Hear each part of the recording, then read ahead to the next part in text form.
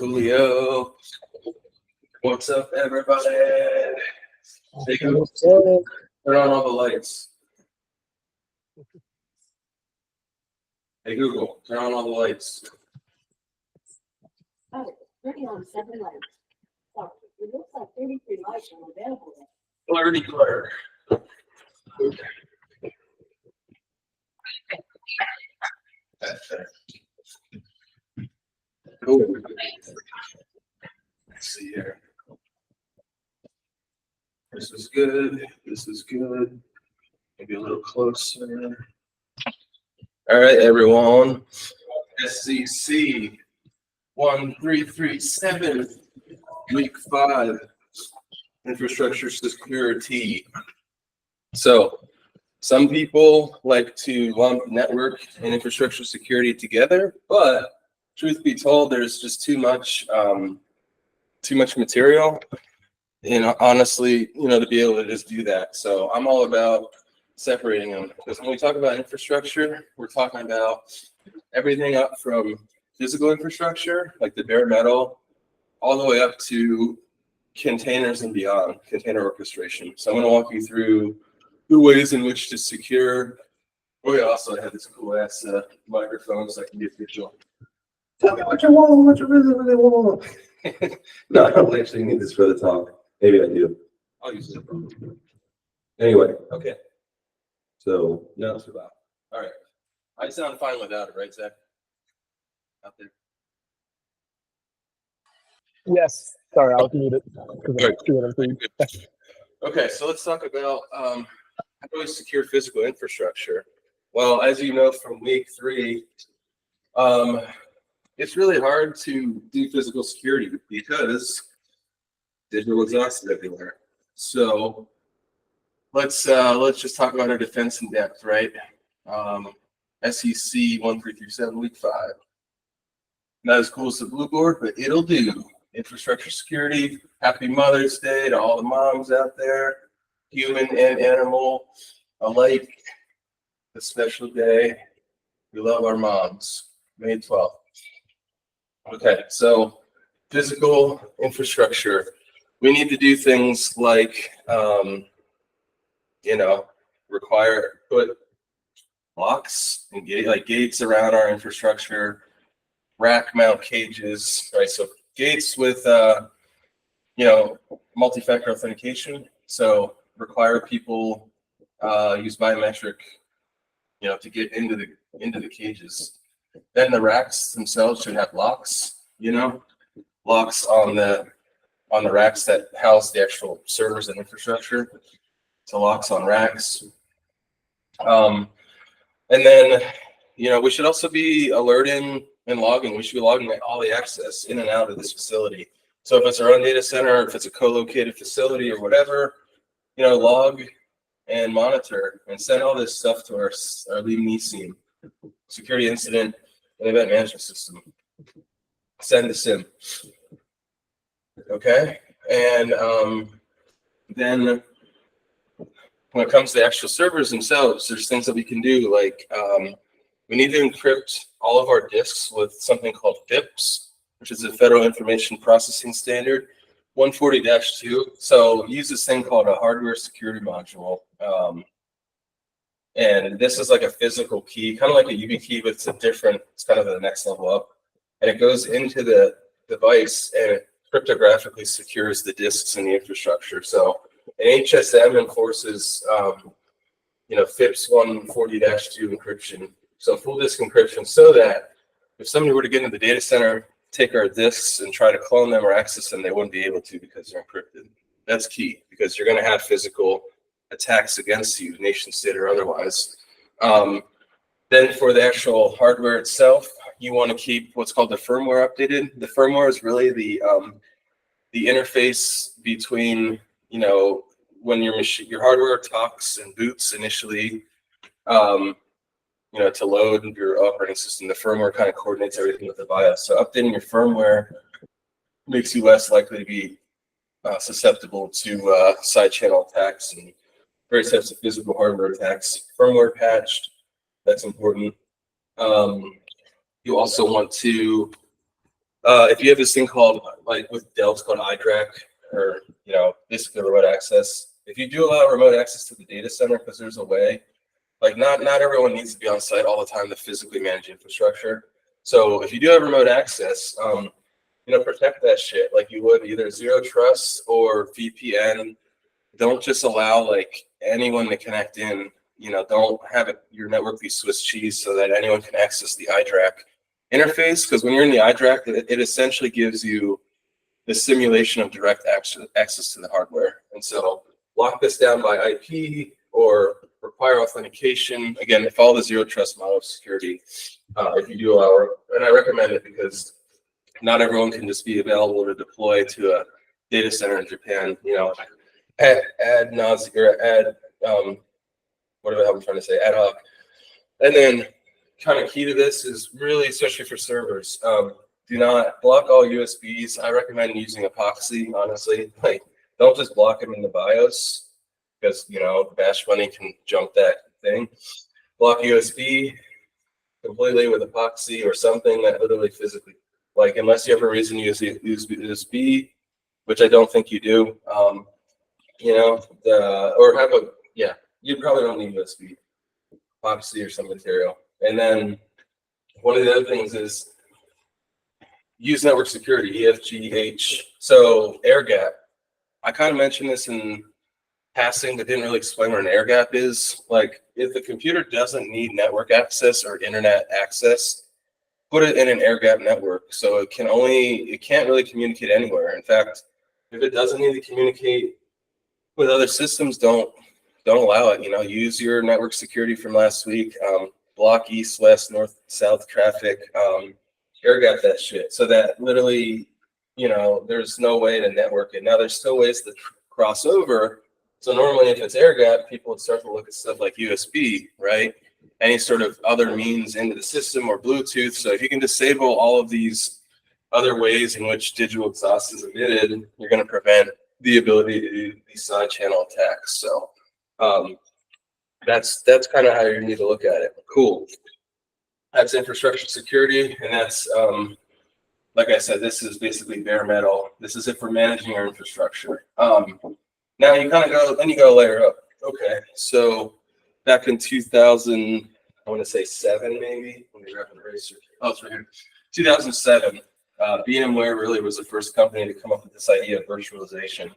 And so virtualization is this idea that we can use the hardware to run any number of systems, instances on top of it.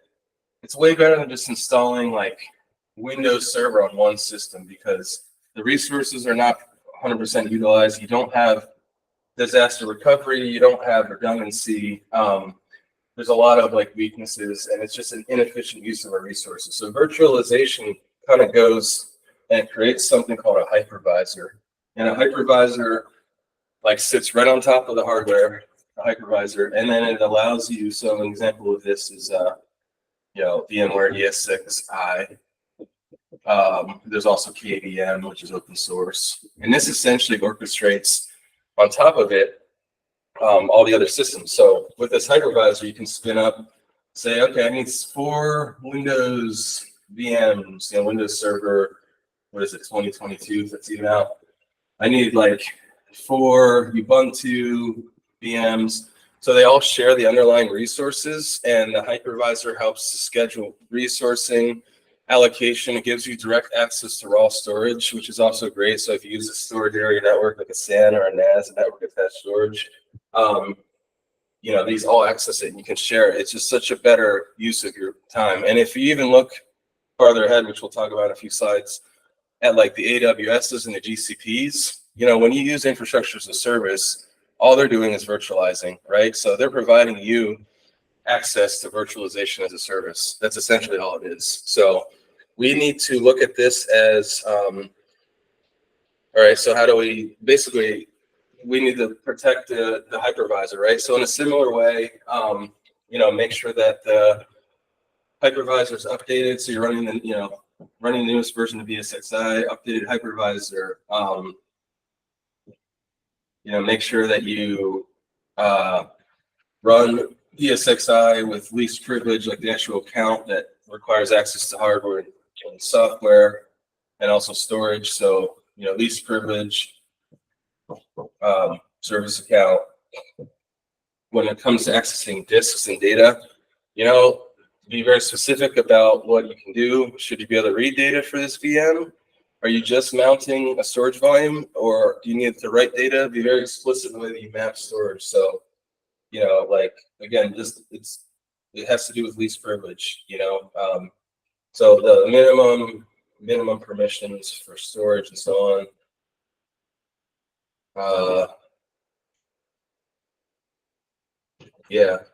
Also, the networking, same deal. You're going to have an IP address for the hypervisor.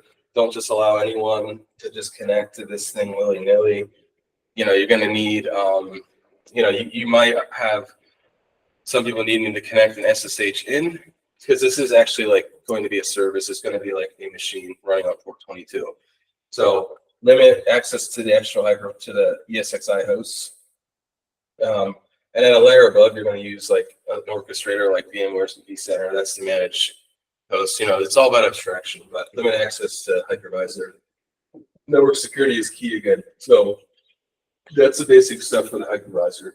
Now, then we start to get into securing the operating system. And this can be a little bit funky because there's so many different OSs. And so you're not going to be able to apply all this knowledge across the board, but there are kind of key fundamentals, regardless of the enterprise OS, that should be considered when you want to harden it and make it, as tight as. I'm not going to say it on this topic.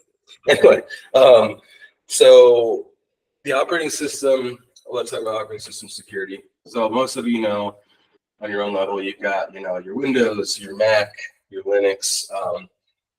For the enterprise stuff, 80% of the world runs on Linux, including Azure, which is funny.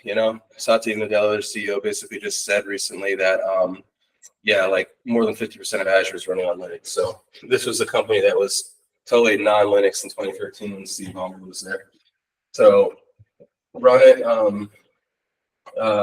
So what you need to do with the OS, there's some specific things. Such as,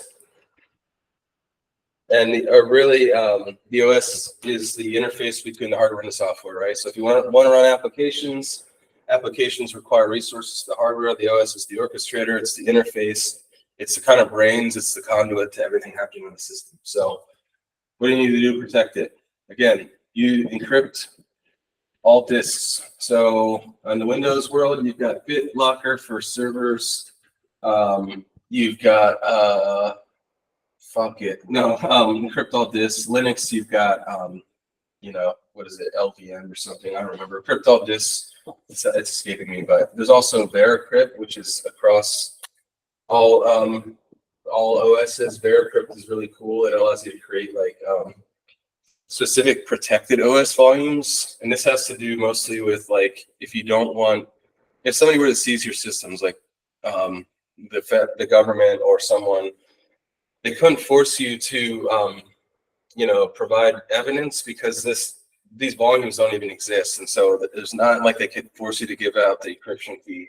So VeraCrypt is cool in that sense that it creates these hidden volumes that don't make you compromise your Fourth Amendment right. So encryption, all this should be encrypted using one of these things. Run, this is especially important, your next gen anti-malware plus EDR. This is even more important in the server space. So, like I said, one of these, as you know, the anti-malware is heuristic, it's signature based. It looks at known malware patterns and it says, okay, does this look like shell shock or heartbleed or whatever? Block that shit. But then you've also got EDR, which is anomaly based, and that looks at the behavioral profile. You need both of these together kind of in conjunction to build up a solid profile, but your endpoints are always the most vulnerable. So what's happening on the host is going to be critically important to understanding if you're being attacked. So for example, some of the CrowdStrike's a great tool that you see on servers. It's both anti-malware, EDR, and a lot more. There's also Sentinel-1. These are kind of like the top of the top. Bitdefender as well. It's not as solid in the enterprise as it is in the home. It's the best home antivirus. It's probably a third. It's like number 3, I'd say, in the enterprise. And then you got your Carbon Blacks and so on and so forth. But CrowdStrike and Sentinel-1 are kind of the truth right there. And then you also need like network security. So again, there's host-based firewalls. So in addition to your firewalls, your switches, and all the controls that you have at that hardware level, there's also host-based firewalls. So you can control traffic inbound and outbound, specifically on the host. So, you know, with Windows, they have it built in, the Windows Defender. Linux, there's a variety of good tools. There's IP-ban. There's this thing. Basically now it used to be called OSSec. It's now Waza, which is also an intrusion detection system. That's also another thing. So host-based firewalls. Mac has Little Snitch, which I think also runs, and it's granular control, inbound, outbound traffic, ports, destinations. CrowdStrike also has pretty solid firewall capabilities in there, and it also operates at layer 7. Then you also want an intrusion detection system. This is where it gets confusing, right? This is why security is really hard. CrowdStrike isn't exactly an IDS. It's, like I said, it's EDR. It's more designed of like, okay, someone's on your machine. This is where it's confusing. Someone's on your machine, you know it's compromised, but it's not like we're necessarily looking to say like, you've been breached. We're just notifying you that there's a possibility that you could be breached. So that's why it gets confusing. It's like, so that's as far in as CrowdStrike goes. So once CrowdStrike kind of passes the buck, then you need something like Trend Micro, Wazoo, whatever, that actually does intrusion detection and prevention. And, you know, it helps pick up and know that you've kind of been pwned. And so then beyond that, we also need to start looking at some other things like privilege access management. So run your accounts with least privilege. Don't allow everyone to be admin. It's the nuclear option. PAM, you know, elevate permissions as needed. As people need access, elevate up in the context of the application. Don't just run everything in an admin, super admin context. Then beyond PAM, we also need application allow list. So application allow list basically says you can go about this in 2 different ways. You can say, here's all the apps that are allowed only. Like, we're going to allow you to run Chrome, but not Edge Explorer because it's vulnerable. Or you can say, so that's the allow list, but then there's also the deny list, which basically says, run every app except these. I recommend the first. You know, on a server, there's only certain things that should be running. If anything else tries to run that context, you deny access completely. That's a good policy. And beyond that, then we also want to enforce other people. Then we want to enforce security policy. So like with Windows, you got group policy. On Mac, you have all kinds of these policies. Or Linux, you know, you have this thing called media access control, Mac, mandatory access control.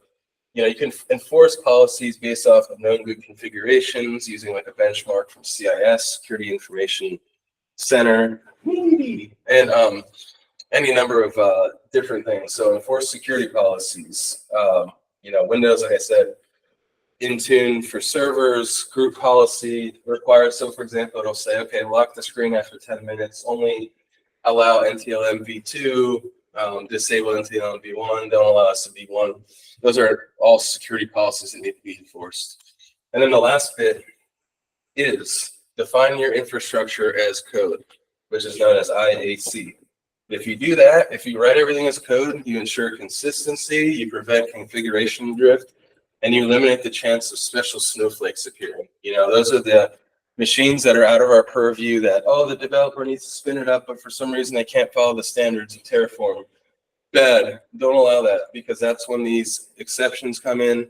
Next thing you know, exception is the rule, and you're going to be completely exposed. So when we talk about IAC, really the gold standard in all of this is Terraform from HashiCorp.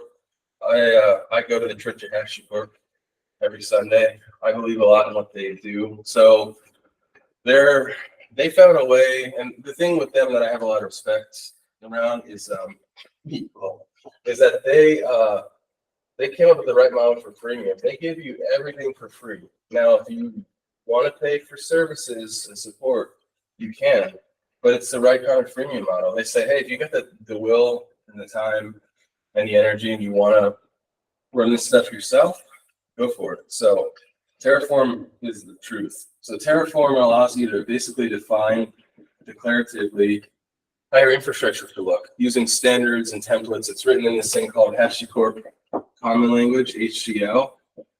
And it resembles YAML in a lot of ways. And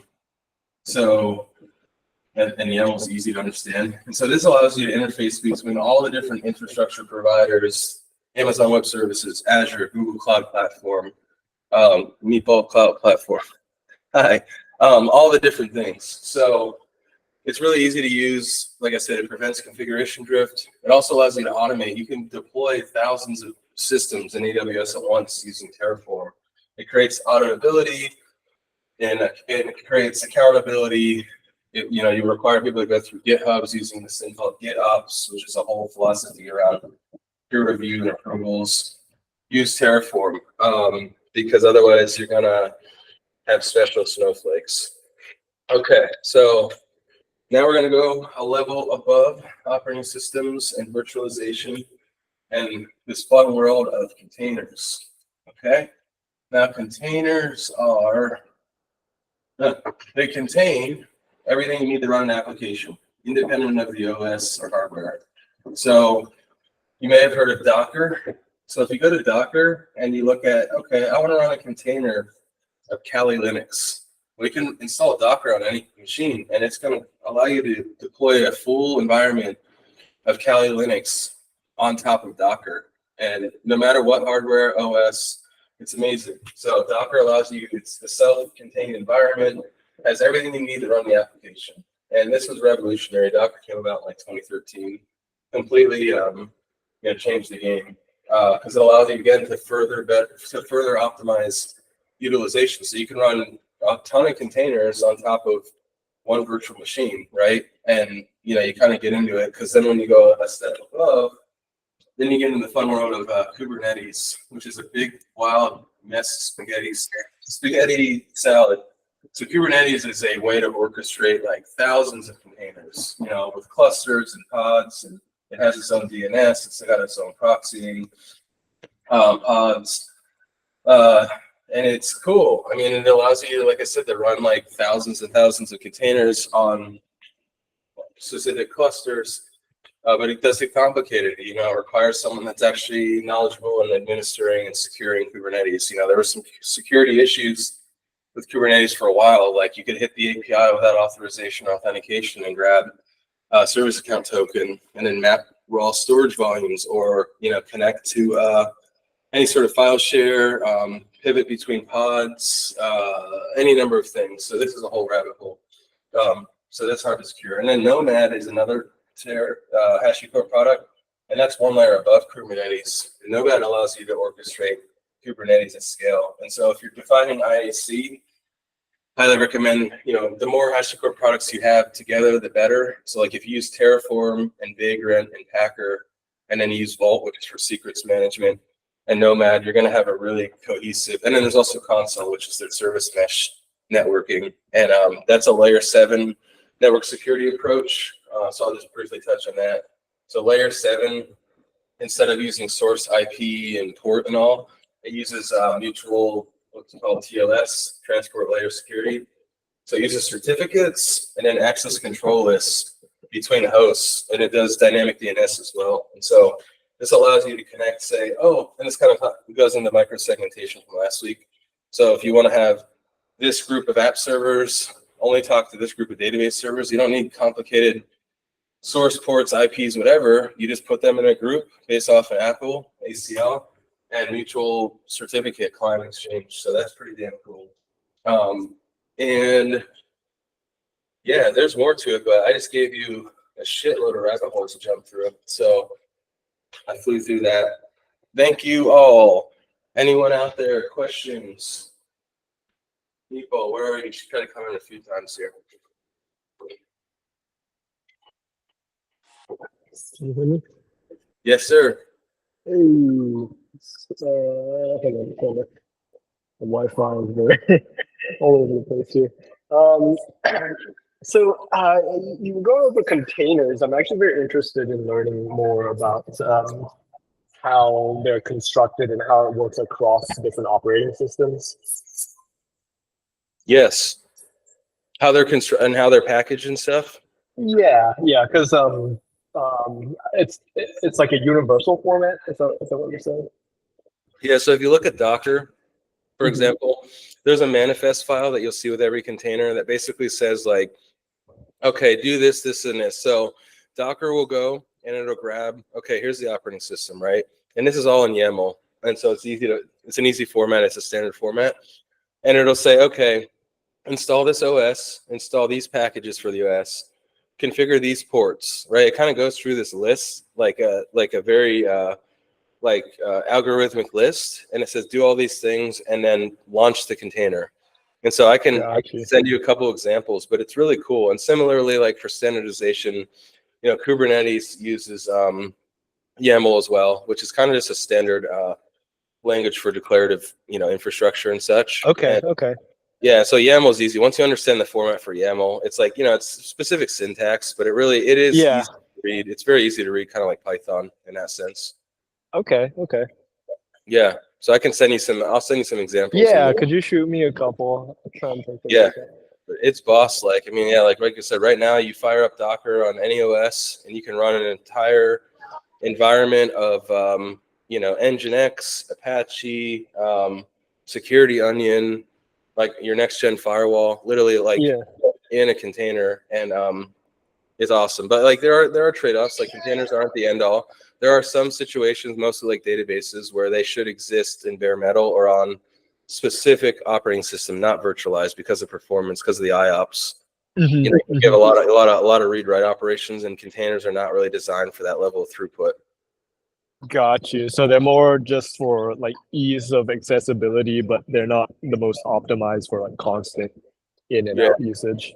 Yeah, databases are generally not best to be virtualized. Not always. It depends. Like there are, for example, and like certain websites, and they don't require constant IOPS. Like for example, if you go to a certain website and you'll see like different elements of the page loading at different times. So maybe there's an image in the box that loads. That's okay. It can be asynchronous. In that case, containers are fine. But if you need like constant everything to be on. Yeah, exactly. You don't want to use a container just because it's just limited. It's abstracted so high up from the hardware that it can't get direct, raw access. Okay, that makes sense. Coolio. Hey, Jennifer, how you doing? Sorry, I just missed the whole meat and potatoes. Well, it's recorded. Sorry about that. Thank you. It's okay. We can go into the brass tacks another time, but we're just talking about how my cat was trying to teach this class, and then she got bored, and now it's passed out. So that's how it goes.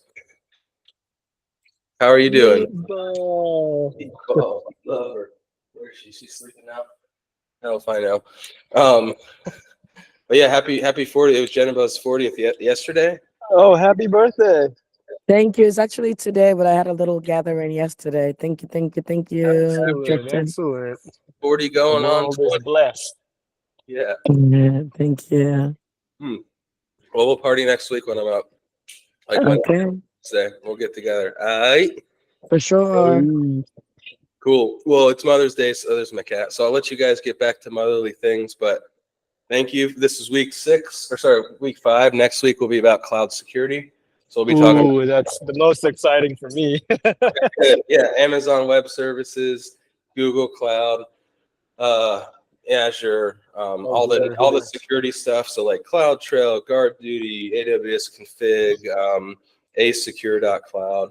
Yeah, I love cloud. I mean, cloud is a beast itself. You can get a job just in cloud, obviously. Oh yeah. Would you be able to go over? Next week, go over personal cloud usage, like with Google and iCloud kind of stuff? Yeah, absolutely. Yeah, and I can even bring in some examples of Terraform, how to Terraform specifically into those clouds. Excellent. and also containers, because as you get further abstracted in your hardware, you get further abstracted in your software naturally. Mhm. So like obviously most stuff that you run on these public cloud providers will be containerized and probably Kuberneterized. That's not a word, but you feel me. So come here, Meatball. Do you want to be held? CVS. I gotta go to CVS to buy some NyQuil. Yeah, there's my Meatball. Okay, Meatball. last like 3 seconds of the class before you launch. But yeah, it should be a fun one. So happy Mother's Day. Happy Mother's Day. Happy birthday. What a momentous occasion. How about that? We'll see you next week. See y'all soon. Thanks, Justin. You guys Bye. take care, y'all. Bye. Bye.